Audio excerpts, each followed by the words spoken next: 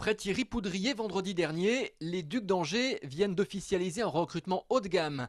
Ils ont fait signer le défenseur finlandais Marko Kiprusoff. Attention, c'est du lourd, certainement l'un des 3 plus gros CV de l'histoire du hockey français.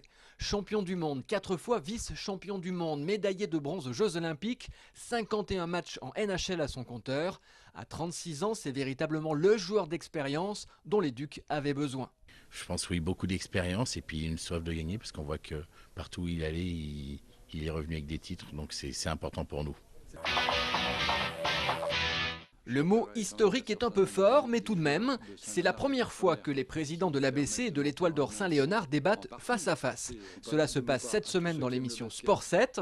Ils font tous les deux le point sur leur vision du haut niveau et les chances qu'ont les clubs de se rapprocher. Qu'est-ce qu'apporte dans une union un club comme le nôtre ? Si ce n'est être absorbé et puis finalement voir la disparition. Je vous laisse vous répondre. Oui, mais on en a parlé. Il n'est en aucun cas question d'absorption. Le raisonnement de fond, c'est le basket. Alors il y a le basket de masse, il y a l'organisation du basket de masse, il y a les formations que les deux clubs donnent. Vendredi soir, lors de l'Assemblée Générale de Saint-Léonard, les adhérents se sont vus proposer une semaine pour choisir l'union ou la rejeter. A priori, la deuxième option devrait l'emporter. L'amorce de dialogue entre les deux présidents pourra peut-être faire bouger les lignes, même s'il semble, dans ce domaine, difficile d'aller vite. C'est important de renouer avec la victoire et on tenait vraiment à regoûter à ça dans cette fin de saison. Après 2 mois sans victoire, il aura fallu 2 minutes aux Angevins pour retrouver le chemin du succès. Un premier but de Charles Diers à la 70e minute, puis 2 minutes plus tard, le but de Vinicius, idéalement servi par Paul Aloefolou. Le score reste 7e à 2 matchs de la fin du championnat.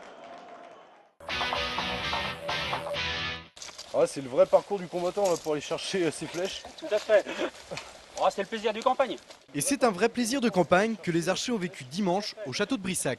78 archers sont venus décocher leurs flèches lors du tout nouveau trophée du Roi René. 28 clubs venant de toute la France sont venus s'adonner au tir à l'arc en campagne. Plus complexe que le tir à l'arc classique, il fallait jouer de polyvalence dans le parc du château pour se diriger vers les 24 cibles dispersées dans la forêt, près de l'eau ou même dans des bâtiments historiques. On avait vraiment envie de faire découvrir déjà le tir en campagne aux archers du club et puis de pouvoir monter un parcours sympa pour les archers de la Ligue. Parcours sympa en effet, le cadre magnifique plongeait ce sport dans une véritable poésie.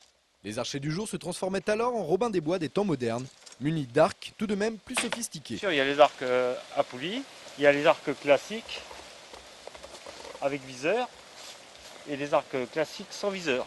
Le propriétaire du château est quant à lui ravi de se diversifier.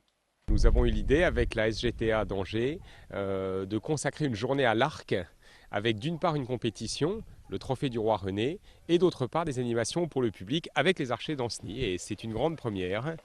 Armée archer au pas de tir! Et le plus de la journée était cette reconstitution d'archers du Moyen-Âge par l'association de la Compagnie des Marches d'Ancenis. Utilisant costumes et matériel d'époque, ils ont pu effectuer quelques démonstrations, en gardant toujours pour maître mot la bonne humeur. Amis archers, je lève mon verre et je bois aux archers!